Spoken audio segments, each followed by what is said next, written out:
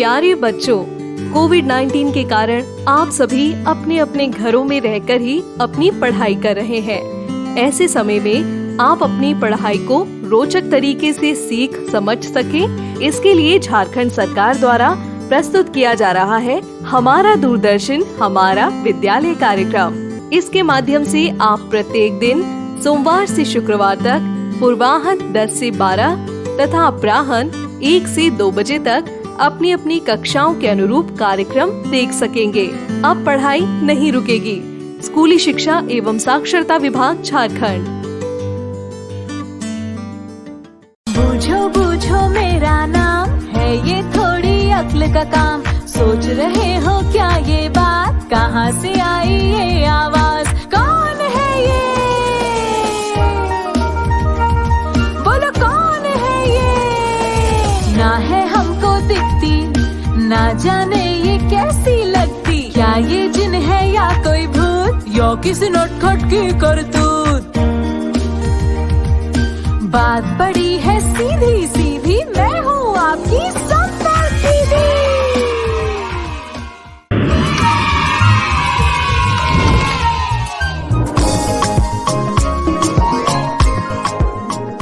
संख्या बोध। इस वीडियो में हम देखेंगे पिछली कक्षा तक करवाई गई संख्याओं को सैकड़ा चार्ट तथा अन्य गतिविधियों द्वारा दोहराना और 1000 के स्थान तक संख्याओं का बोध करवाना। चलिए अब इसे विस्तार में समझते हैं। इस कक्षा में आने से पूर्व बच्चों को 1000 तक की गिनती प्राय कंठस्थ हो जाती है, किंतु क्या उन्हें एक संख्या के मान का बोध भी होता है? अक्सर नहीं। इस कार्य को उनके लिए सरल बनाने के लिए उन्हें कई गतिविधियां करानी पड़ती हैं।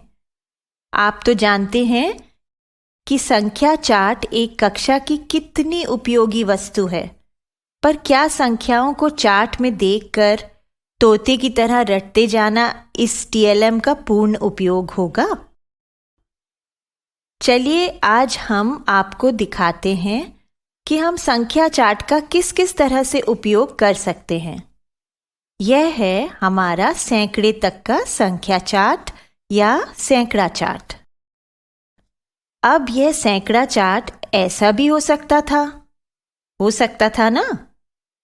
अभी भी इसमें 100 तक संख्याएं हैं, लेकिन यह किसी पैटर्न में नहीं है। संख्या चार्ट में हमेशा पैटर्न होता है, जिससे हमें संख्याओं के बारे में काफी जानकारी मिलती है। इस सैकड़ा चार्ट में 100 अंक एक क्रम में भरे हुए हैं, बढ़ते क्रम में। हर लाइन में 10-10 अंक हैं, ऐसे देखा जाए या वैसे देखा जाए। और क्या आपने देखा कि 1 के नीचे वाले हर अंक के अंत में 1 है, और इसी तरह से 2 के नीचे वाले हर अंक के अंत में 2, और 3 के नीचे 3, ऐसे ही 9 तक। और 10 के नीचे हर अंक के अंत में 0 है। देखा ना आपने?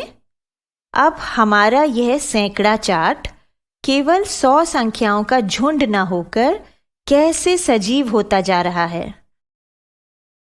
अच्छा, और देखते हैं। तो क्या आपने देखा कि ऊपर से नीचे आते हुए हर लाइन में पिछली संख्या और अगली संख्या के बीच 10-10 का अंतर है। 1 + 10 11, 11 + 10 21, 21 + 10 31, 31 + 10 41, 41 + 10 51, 51 + 10 61, 61 + 10 71, 71 + 10 81, 81 + 10 91। ऐसे ही 2 12 22 32 42 52 62 72 82 92 और 3 13 23 33 43 53 63 73 83 93। इसी प्रकार 10 20 30 40 50 60 70 80 90 100। छोटी कक्षाओं में संख्याओं के पहले, बाद में और बीच में कौन सी संख्या आती है, यह तो हम सिखाते ही हैं। संख्याओं की तुलना करना, आरोही अवरोही क्रम भी सिखाते हैं, गिनती कूदना और सम विषम संख्याओं को पहचानना आदि भी सिखाते हैं। परंतु आपने देखा होगा कि बच्चे नई कक्षा में आकर पुराना सब भूल चुके होते हैं। उन्हें याद करवाइए कि जिन संख्याओं के अंत में या इकाई के स्थान पर 2, 4, 6, 8 और 0 होता है, वह सम संख्याएं होती हैं, और जिन संख्याओं के अंत में या इकाई के स्थान पर 1, 3, 5, 7, 9 होता है, वह विषम संख्याएं होती हैं। संख्याओं का केवल जाप करवाने की जगह उन्हें गतिविधियों द्वारा दोहराएं। उदाहरण के लिए बोर्ड पर संख्या चार्ट के टुकड़े बनाकर बच्चों से भरवाएं, इस प्रकार से। या फिर इस गेम को संख्या चार्ट के साथ करवाएं। Quick quick, be quick. 55 से 10 घटाओ। Quick quick, be quick. 32 में 10 मिलाओ। Quick quick, be quick. 65 से 10 घटाओ। Quick quick, be quick. 72 से 20 घटाओ। Quick quick, be quick. 12 में 30 मिलाओ।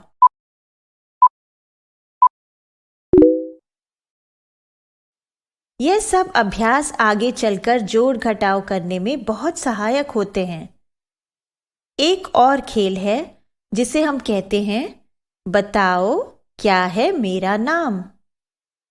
मैं हूं एक विषम संख्या, हूं 40 से छोटा, 30 से बड़ा।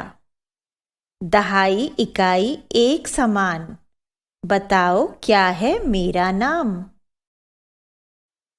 मैं हूं एक सम संख्या, 6 मेरे इकाई का मान।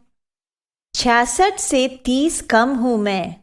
बताओ क्या है मेरा नाम। मैं हूं एक विषम संख्या, इकाई दहाई का जोड़ है 11। हूं 70 से छोटा, 60 से बड़ा। अब तो बता दो क्या नाम है मेरा। 100 तक इस प्रकार से संख्याओं को दोहरा लेने का अच्छी तरह से अभ्यास करवा लेने के बाद ही और आगे बढ़ना चाहिए। इसके बाद 10 की गिनती कूदकर 1000 तक ले जाइए। 10, 20, 30, 40, 50, 60, 70, 80, 90, 100, 110, 120, 130, 140, 150, 160, 170, 180, 190, 200, 210, 220, 230, 240, 250, 260, 270, 280, 290, 300, फिर 310 से 400, 410 से 500, 510 से 600, 610 से 700, 710 से 800, 810 से 900 और 910 से 1000। इसी प्रकार से 1000 तक संख्याओं को सिखाते जाएं। ठीक है? जैसे हमने सैकड़ा चार्ट में देखा था ना, पहली लाइन और दूसरी लाइन की संख्याओं में 10-10 का अंतर था। इसी प्रकार से 1000 तक की संख्याओं में 100-100 के अंतर का पैटर्न दिखाएं। 10 जमा 100 बराबर 110, 110 जमा 100 बराबर 210, 210 जमा 100 बराबर 310, 310 जमा 100 बराबर 410। इसी प्रकार से 1000 तक जब बच्चे संख्याओं की सभी गतिविधियां जैसे पहले, बीच में, बाद में संख्याओं की तुलना करना, आरोही अवरोही क्रम में लिखना, 100 कम 100 ज्यादा, सम विषम संख्याएं इत्यादि अच्छी तरह से न समझ लें तब तक आगे नहीं बढ़ना चाहिए। 1000 से 2000 तक चाहे सभी संख्याएं बोर्ड पर लिख लिख कर सिखा दें, पर उसके बाद बच्चे स्थानीय मान की अवधारणा से सीखने लगते हैं। शिक्षकों को शायद यह जानकारी होगी कि भारतीय गणितज्ञों द्वारा खोजी संख्या पद्धति, जिसे बेस 10 संख्या पद्धति कहते हैं, विश्व भर में प्रयोग की जाती है। इसमें इकाई, दहाई, सैकड़ा, हजार इत्यादि की श्रृंखला में दाएं से बाएं बढ़ती हुई संख्याएं एक स्थान से दूसरे स्थान पर 10 गुना होती जाती हैं। अब आप पूछेंगे कि दाएं से बाएं क्यों? वह इसलिए कि अभी आगे चलकर हमें दशमलव भी तो डालना होगा, तो दशमलव के बाद की संख्याएं बाएं से दाएं लिखी जाएंगी। इसलिए अभी के लिए बच्चों को सिर्फ इतना ही बता देना काफी है कि जैसे जैसे संख्या बड़ी होती जाती है वह दाईं तरफ वाले स्थान में प्रवेश करती जाती है। चलिए अब स्थानीय मान की अवधारणा को और विस्तार में समझते हैं।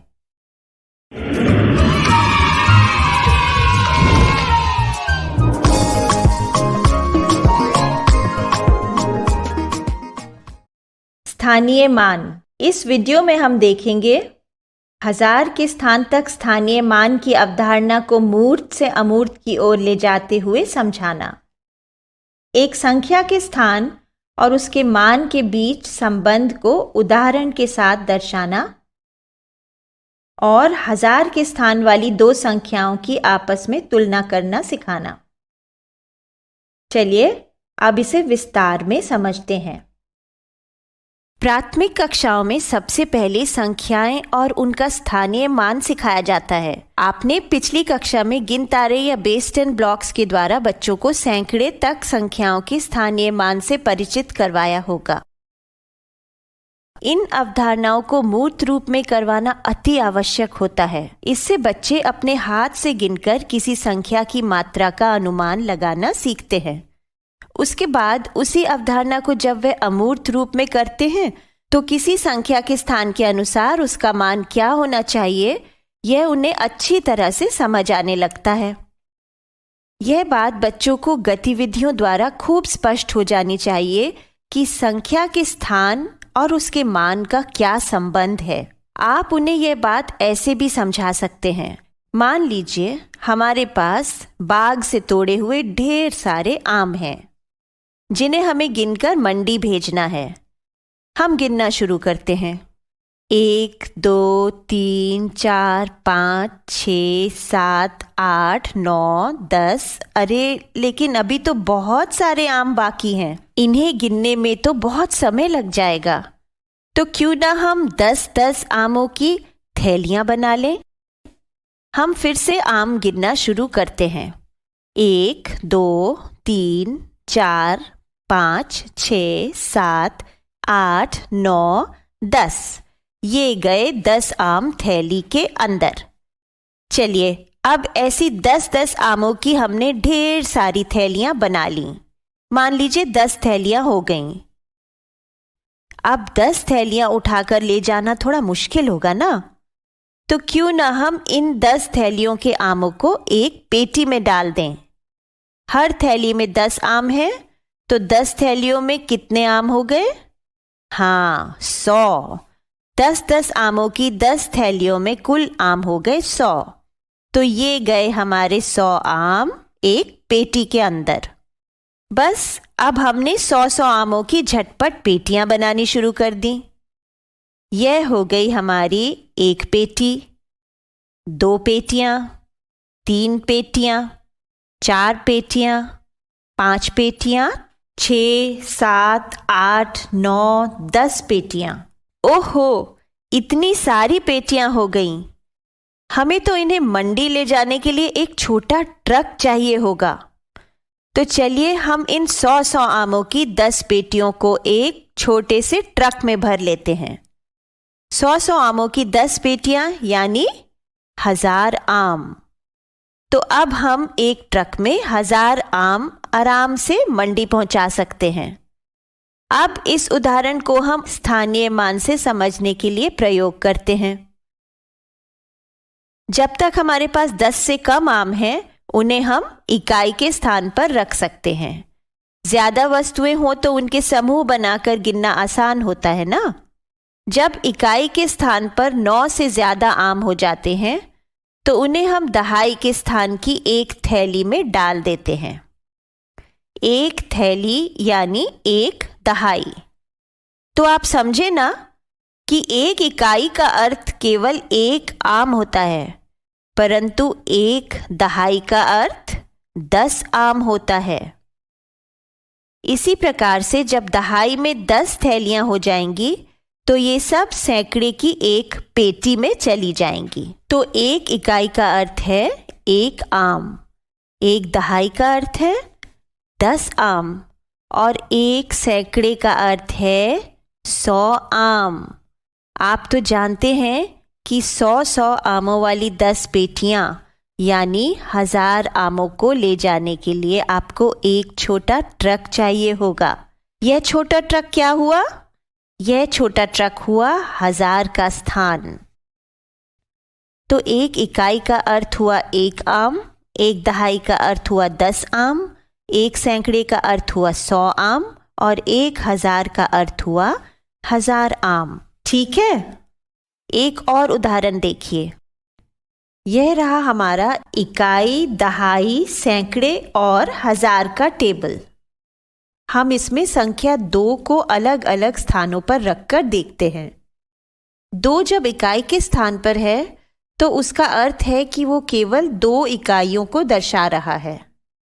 वही 2 जब दहाई के स्थान पर चला गया तो उसका मान हो गया 20। और यही 2 जब सैकड़े के स्थान पर चला जाता है तो उसका मान हो जाता है 200, यानी वो 200 इकाइयों को दर्शाता है। अर्थात संख्या 2222 में हर 2 का मान उसके स्थान के अनुसार बढ़ जाता है। जी हाँ, आपने देखा कि कैसे एक संख्या का केवल स्थान बदलने से उसकी तरक्की या प्रमोशन हो जाता है। कक्षा 4 में बच्चों को 1000 तक की संख्याओं के हर रूप से अवगत करवा देना चाहिए।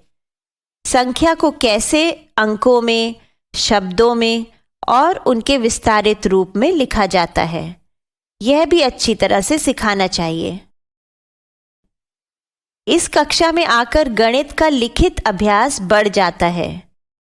यह नींव डालने का समय है। तरह तरह की गतिविधियों द्वारा गणित के भय को उत्साह में बदला जा सकता है।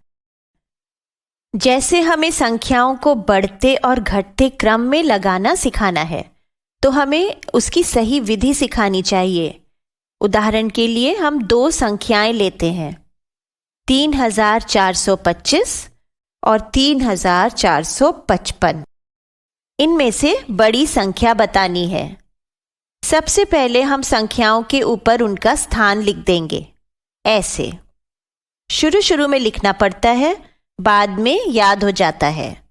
यहाँ पर हम सबसे बड़ा स्थान यानी 1000 की तरफ से देखना शुरू करेंगे। पहली संख्या के 1000 के स्थान पर है 3 और दूसरी संख्या के 1000 के स्थान पर भी 3 ही है। चलो, इस स्थान पर तो दोनों संख्याएं बराबर हैं। अब अगले स्थान पर चलते हैं। पहली संख्या में सैकड़े के स्थान पर है 4 और दूसरी संख्या में भी सैकड़े के स्थान पर है 4। अरे, अभी तक दोनों संख्याओं में तो बड़ा और छोटा पता ही नहीं लग पा रहा। चलिए, दहाई के स्थान पर चलते हैं। पहली संख्या में दहाई के स्थान पर है 2 और दूसरी संख्या में दहाई के स्थान पर है 5। बस, अब पता लग गया। एक ही स्थान पर जो संख्या बड़ी होगी वो ही दोनों में से बड़ी संख्या मानी जाएगी। हर स्थान की संख्या को इस प्रकार से मिलाकर जांचना पड़ता है।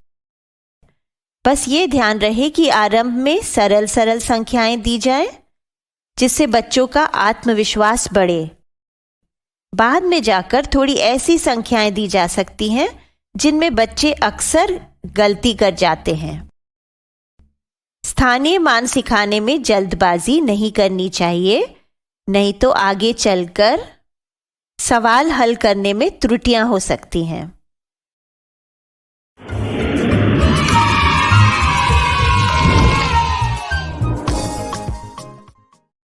संख्या बोध गतिविधि पहेलियां।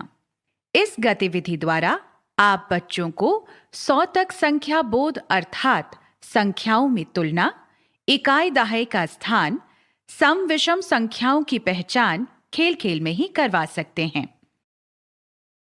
आइए देखते हैं कैसे।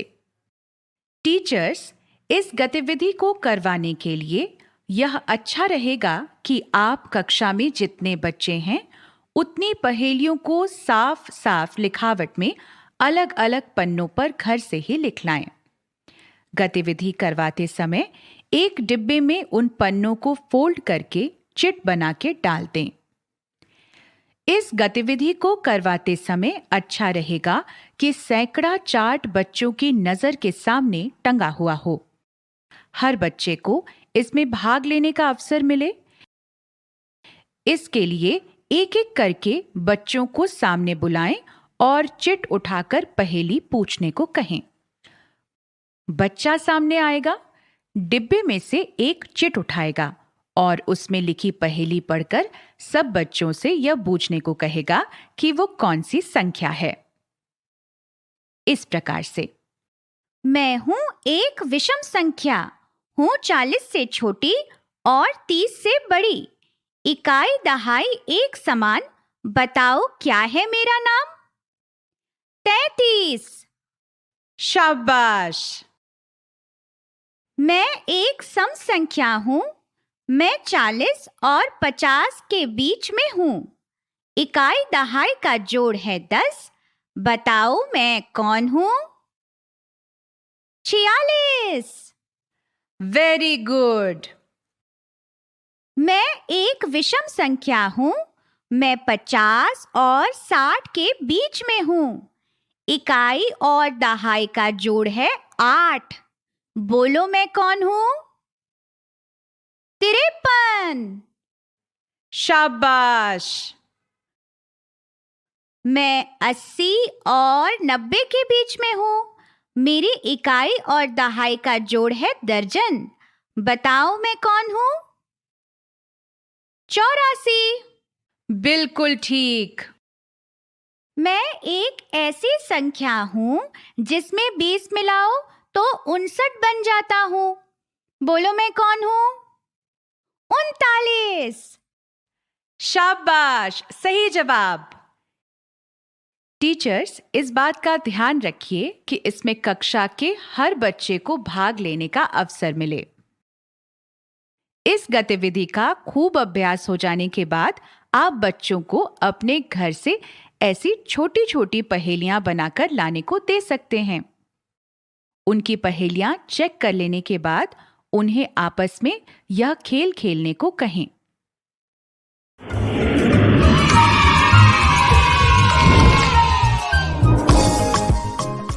स्थानीय मान गतिविधि 4, 40, 400।